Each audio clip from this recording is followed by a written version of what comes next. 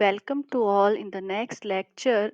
In earlier lectures, we studied about the representation of relations by the matrices. Now, in this lecture, we will study about the digraph representation of relations. So, we will study graphs in details further the next semester. Okay, because here you have the just introduction about the digraph means we use only here the digraphs by the representation of the relations. So for a relation on a set A, it makes more sense to use a general directed graph rather than having two copies of the same set A. So, what is the definition of the graph? Simple graph. A graph G, we represent the graph by G, capital G. A graph G consists of a set V of vertices or nodes. We have in a graph, we have the set of vertices which we denote by the V, and also we call these vertices, we can call it nodes. And second thing is that here in the graph is edges, a set of edges, and this is also called the arcs. So our graph is the combination of vertices and the arcs or the edges. So this is the definition of the graph, and here we use the digraph. Digraph means the directed graph for the representation of the relations. So, using digraphs, what will be the definition? A digraph or directed graph consists of a set V of vertices together with a set E of ordered pair of elements of V called edges. So, graph definition is always the vertices with the edges. So, here we use the digraph, that is the directed graph. So, what is the difference of digraph and the graph? In the digraph we have the directions. If we have the directions in the graph, so that is called the directed graph or digraph. So the vertex A is called the, when we draw the digraph, then we start any vertex, right? So suppose we start a vertex A, then it is called the initial vertex of the edge AB. Edge E, the set of E, so H or H is ordered pair AB, where what be the last point of the that H. So the vertex B is called the terminal vertex of this H. And because this is a diagram, so the direction here we indicate by an arrow, and the resulting pictorial representation of R is called the directed graph or digraph of R. The edge of the form AA is represented using an arc from the vertex A back to itself. Such an edge is called loop. What does it mean? Means if we have the edges like that, AB means we have a different point, different vertex. A is different vertex and B is another vertex. But if we have, suppose ordered pair is like that, in which we have the same element like AA, so how can we represent this ordered pair in our graph?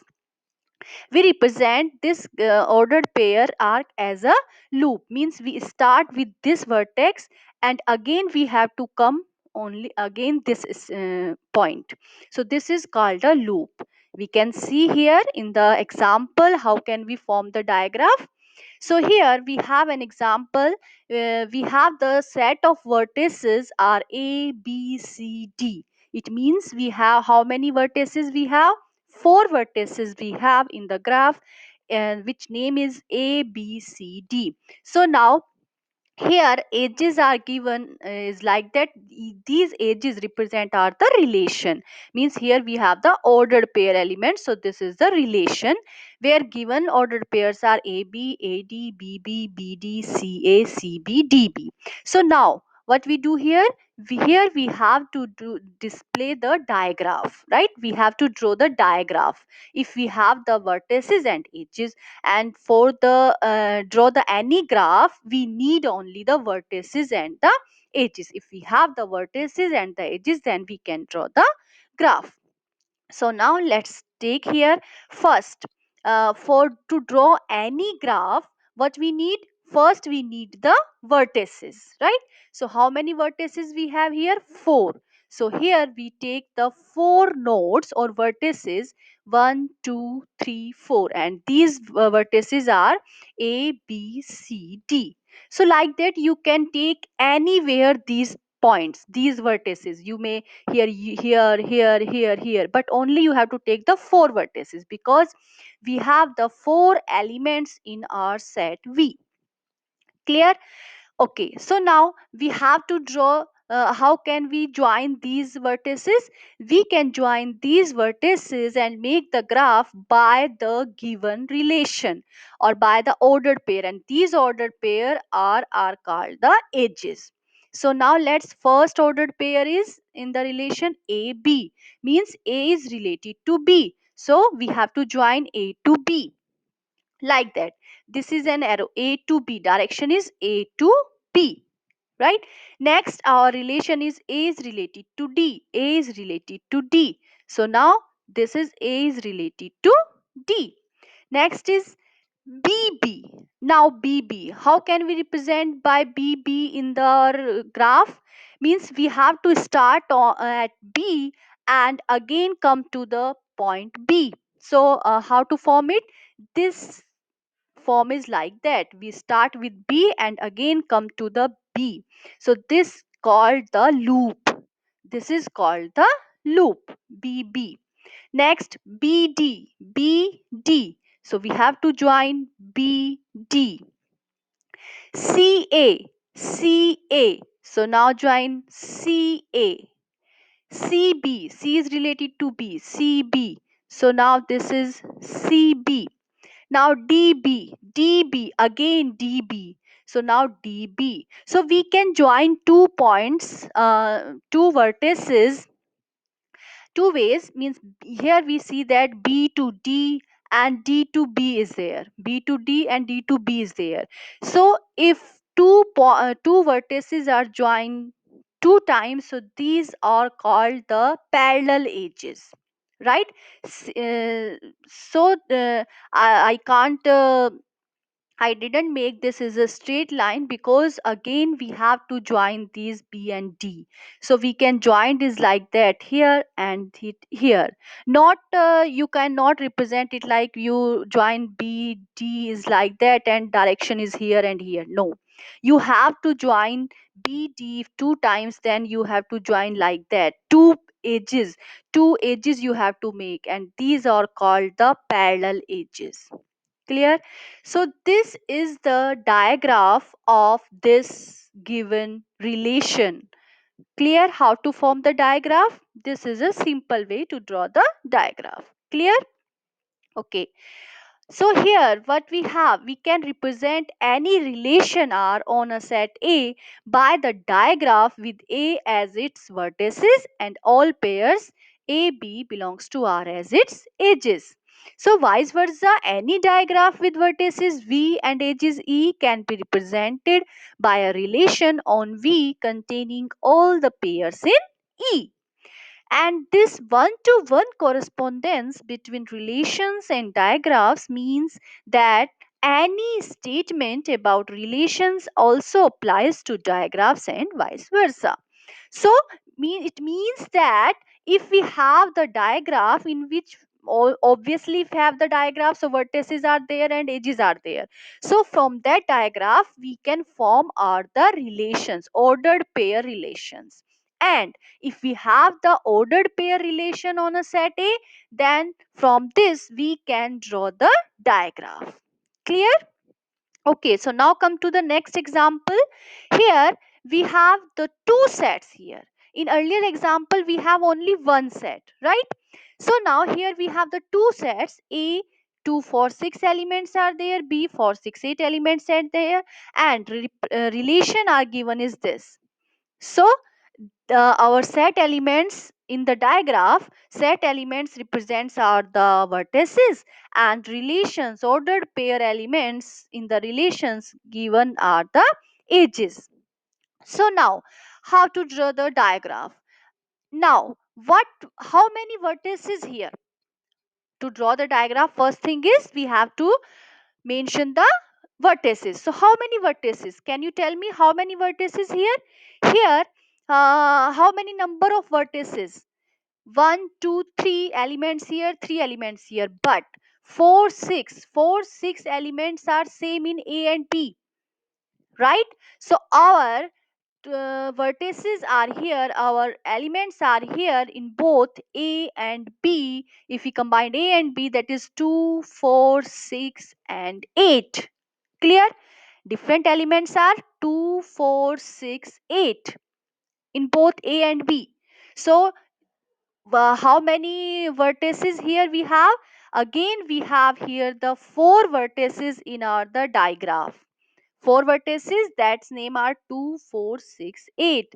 So now we have the four vertices that are 2, 4, 6, 8. It's clear? Now we have to draw the diagraph. So now make the edges between these vertices, and that are from this 2, 4. So 2, 4 means 2 is related to 4. So now we join these vertices 2 and 4. So this is 2 to 4. 2, 6. 2 is related to 6. Now 2 is related to 6. 2, 8. 2 is related to 8. 2 is related to 8. 4, 4. So again we have here the same ordered pair elements, means we have to make the loop on the 4. At the 4 vertex we have a loop. 4, 8 means 4 is related to 8. 6, 6, 6, 6. Now again we have the loop at the vertex 6, right? So again we have the loop at the vertex 6. So this is the diagram of this relation. Clear? I think it's clear how to draw the diagram with the vertices and the relations that is called are the edges. Clear? So now one notice here the diagram of, if suppose this is the diagram of the relation R, and suppose we have to draw the diagram of the inverse of the relation. So what is the inverse of a relation? Only just if you have to find the diagram of the inverse, R inverse, then just diagram will be same. Diagram will be same only. What is the difference? Difference in the inverse is that only you have to change the directions. Means you have the 2, 4 direction is here. So now in the inverse you have direction is here 4, 2. Only just change the direction of the edges, right? So that is the diagram, that will be the diagram of the inverse. Clear? Okay, so now come to the next example. Here we have given the diagram. This diagram is given. Here we have how many vertices? 1, 2, 3, 4, 5 vertices are there. So now what we do here? Here we have given the diagram, and you have to form the now relation. In earlier example, relations is given and we draw the diagram. Now here diagram is given and you have to form the relations, right? Ordered pair elements in the relation. So now what will be the relation here? Ordered pair elements. So first you see that how many vertices are here? 1, 2, 3, 4, 5, right? So now what will be the first order pair? First order pair, if we start 1, but we see that from vertex 1 no edge is released from the vertex 1 to any vertex, right? Now come to the point 2. 2 vertex is related to 1, right? 2 vertex is related to 1. It means that first ordered pair is 2, 1. So what will be the ordered pairs are like that. First is this is 2, 1, 2, 1. Next 2 is related to 2. It means second ordered pair is 2, 2. Next, we see that 2 is directions. According to the direction, we have to write the ordered pairs, right? So we see that our one edge is from 2 to going from 2 to 3. So 2 to 3, it means third ordered pair is 2 to 3. Next, come to the vertex 3. 3 is related to 2, right? So our another ordered pair is 3 2. Next, 3 is going to 4, it means another ordered pair is 3 4. Now come to the vertex 4. 4 is related to itself, right? So our this ordered pair is represented by 4 4, and we see that 4 is related to 5, right? So our ordered pair is 4 5. Clear? And again we see that 5 is not related to any vertex, right? So these are the ordered pair elements from this diagram. Clear? If we have given the relation, then we can draw the diagram. If we have given the diagrams, then we can find the relation. Clear? So, a directed graph offers some insight into the properties of relation. What are the properties of relation? Reflexive, symmetric, transitive. So, by the diagram how can we show that our relation is reflexive, symmetric, or transitive? So, first, reflexivity. In a diagram, the represented relation is reflexive when the diagram is reflexive, if and only if every vertex has a self loop. You know what was the property of the reflexive condition? That ordered pair aa, that is belongs to the r for every element of a. Same is here. If every vertex has a self loop in any diagram, then we can say that that is the reflexive. And if no vertex, no means no one vertex is there which has a loop, then the relation is the reflexive. If suppose you have the three vertices and only one vertex has a self loop, or so, that is called the not reflexive. That is not the reflexive, not the irreflexive, that is the non reflexive, right? But if we have the all vertices have the self loop, so that is the reflexive. If no vertex has a self loop, then it is the irreflexive. Now, symmetric.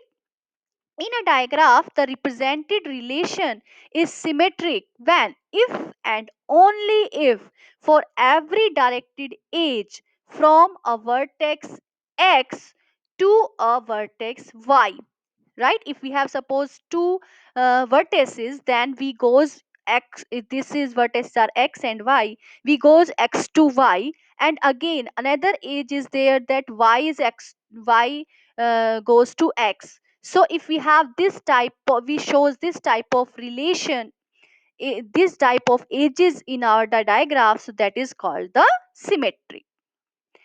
Next, antisymmetry. A represented relation is antisymmetric if and only if there is never a back edge of any directed edges between two distinct vertices. Means we have the two vertices and only we have related x to y, not y to x. And any other edges also which have only one direction, not the reverse direction. So that is the antisymmetric. This shows the antisymmetry property. Next, transitivity. We know transitivity that, so in the same diagraph is, if we have suppose three vertices x y z, then if x is related to y is related to z, and we see that x is related to z. If we have this type of edges, this type of direction we have, so that is the transitivity property. Clear? And next is one knot is here. What is the how can we show that the domain and range in the diagram? So what will be the domain? Every node with an outgoing arc belongs to the domain. Arc is our edge. So every domain, if we have suppose these two vertices, so if our uh, edge going like x to y, so direction is from outside, outgoing from that node. So that is our the domain. And range, every node with an incoming edge, right? The direction is incoming, like incoming. So that is our the range. So now let's take an example for this. Here we have this given a diagram that we have the four vertices are there, one, two, three, four. So now what we do here we have to show that by the diagram that our relation is the reflexive, symmetric, antisymmetric or transitive. We have to show that is it reflexive, symmetric, antisymmetric or transitive. So we have to check all of these. So first, what we check that reflexive. So what is the condition for reflexive? That each vertex has the self loop. And we see here we have the four vertices and all four vertices have the self loop. Right? It's clear, have the self loop. So it means that that is the reflexive. Right? Because every pair, every vertex has the self loop. So this is the reflexive. This hold the reflexive property. Now the symmetric, for what is the symmetric condition? For symmetric condition, if suppose our 1 is goes to the 2 edge, but we see here 2 is not related to 1, 1 is related to 2, but no edge goes 2 to 1.